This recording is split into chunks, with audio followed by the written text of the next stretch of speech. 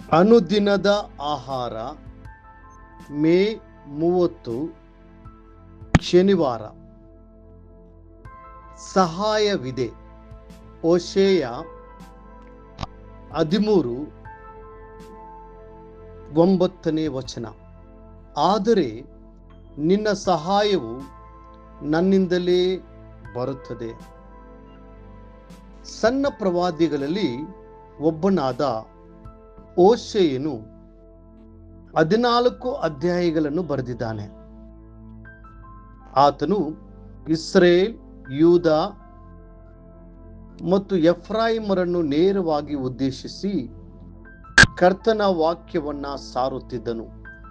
ಹೋಶೇಯನ ಪುಸ್ತಕದ ಪ್ರಮುಖ ಸಂದೇಶವೇನೆಂದರೆ, ಕರ್ತನ ಕಡೆಗೆ ತಿರುಗಿಕೊಳ್ಳಿರಿ, ಆತನಲ್ಲಿ ಸಹಾಯವಿದೆ. ನಾವು ಕರ್ತನನ್ನು ಬಿಟ್ಟು ದೂರ ಹೋದಾಗ ಅನೇಕ ತೊಂದರೆಗಳು ನಮ್ಮನ್ನು ಹಿಂಬಾಲಿಸಿ ಬರುತ್ತವೆ. ಪಾಪ, ಶಾಪಗಳು, ಬಡತನ ಮತ್ತು ದುಃಖ. ಆದರೆ ನಾವು ಪಶ್ಚಾತ್ತಾಪ ಮತ್ತು ಕಣ್ಣೀರಿನಿಂದ ದೇವರ ಕಡೆಗೆ ಹಿಂತಿರುಗುವಾಗ ಆತನಲ್ಲಿ ಯಾವಾಗಲೂ ಸಹಾಯವು ಲಭ್ಯವಿರುತ್ತದೆ. ಆತನು ಪ್ರೀತಿಯಿಂದ, ದಾರಿ ತಪ್ಪಿದ ಮಕ್ಕಳೇ, ನನ್ನ ಕಡೆಗೆ ಹಿಂತಿರುಗಿರಿ ಎಂದು ಕರೆಯುತ್ತಾನೆ.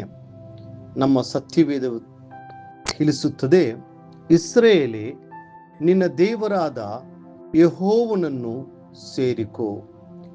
ನಿನ್ನ ಅಪರಾಧದಿಂದಲೇ ನೀನು ಮುಗ್ಗರಿಸಿ ಬಿದ್ದಿ. ಹೋಶೇಯ 14:1. ಇಸ್ರಾಯೇಲೇ, ನೀನು ನನಗೆ ಬೆಂಬಲವಾಗಿದ್ದ ನನಗೆ ತಿರುಗಿ ಬಿದ್ದುದರಿಂದ ನಾಶವಾಗಿದ್ದಿ. ಹೋಶೇಯ 13:9. ಇದರ ಕುರಿತು ಖಚಿತವಾಗಿರಿ. ನಿಮ್ಮ ಪರಿಸ್ಥಿತಿ ಯಾವುದೇ ಇರಲಿ, ನೀವು ಕರ್ತನ ಕಡೆಗೆ ತಿರುಗಿದಾಗ ಆತನ ಪ್ರೀತಿಯ ಕೈಗಳು ನಿಮ್ಮನ್ನು ಅಪ್ಪಿಕೊಳ್ಳಲು ಯಾವಾಗಲೂ ಸಿದ್ಧವಾಗಿವೆ. ಆತನು ತನ್ನ ಬಳಿಗೆ ಬರುವ ಯಾರನ್ನೂ ಎಂದಿಗೂ ತಳ್ಳಿಬಿಡುವುದಿಲ್ಲ. ಆ ಸತ್ಯವೇದವೆಳುತ್ತದೆ, ನಿಜವಾದ ಬೆಳಕು ಲೋಕಕ್ಕೆ ಬರುವುದಾಗಿತ್ತು. ಆ ಬೆಳಕೆ ಪ್ರತಿ ಮನುಷ್ಯನಿಗೂ ಬೆಳಕನ್ನು ಕೊಡುವಂಥದ್ದು. ಯೋಹಾನ 1:9. ಹೊಸ ಒಡಂಬಡಿಕೆಯಲ್ಲಿ ಕರ್ತನು ಆ ತಪ್ಪಿಹೋದ ಮಗನ ದೃಷ್ಟಾಂತದ ಮೂಲಕ ಈ ಸತ್ಯವನ್ನು ಸುಂದರವಾಗಿ ವಿವರಿಸುತ್ತಾರೆ.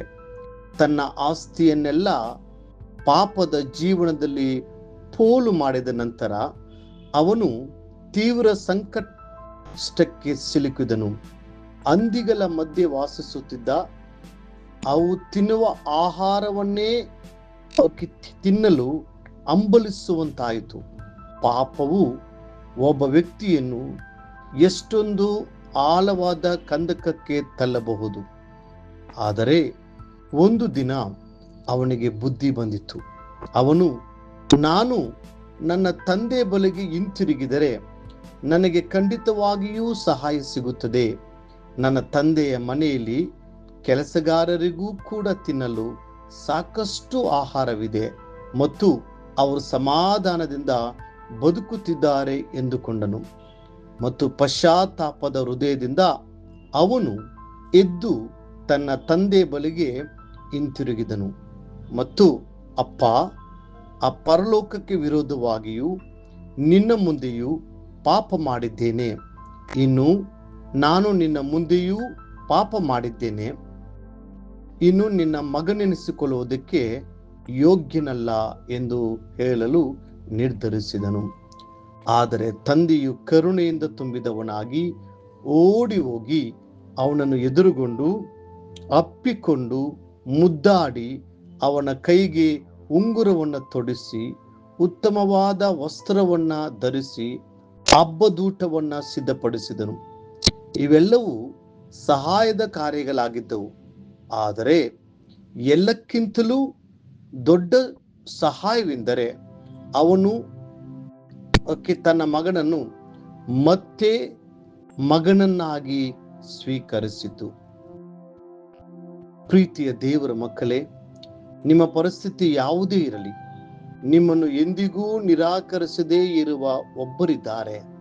ಅವರೇ ಯೇಸು ಕ್ರಿಸ್ತನು. ಆತನ ಕಡೆಗೆ ತಿರುಗಿಕೊಳ್ಳಿರಿ. ಹೇರಳವಾದ ಸಹಾಯವು ನಿಮಗಾಗಿ ಕಾಯುತ್ತಿದೆ. ಮುಂದಿನ ಅಧ್ಯಯನಕ್ಕಾಗಿ ದೇವರ ವಾಕ್ಯ.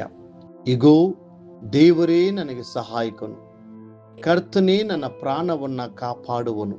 ಕೀರ್ತನೆ 54:4. ಈ ದಿನ ಓದುವ ದೇವರ ವಾಕ್ಯ. ಮುಂಜಾನೆ 2 ಪೂರ್ವಕಾಲ ವೃತ್ತಾಂತ 10ನೇ ಅಧ್ಯಾಯ, 11ನೇ ಅಧ್ಯಾಯ ಮತ್ತು 12ನೇ ಅಧ್ಯಾಯಗಳು. ಸಂಜೆ ಯೋಹಾನನ ಬರೆದ ಸುವಾರ್ತೆ 11ನೇ ಅಧ್ಯಾಯ 30ರಿಂದ 57 ವಚನಗಳು. ದೇವರು ಸದಾ ಕಾಲವು ನಿಮಗೆ ಸಹಾಯವನ್ನ ಮಾಡಲಿ.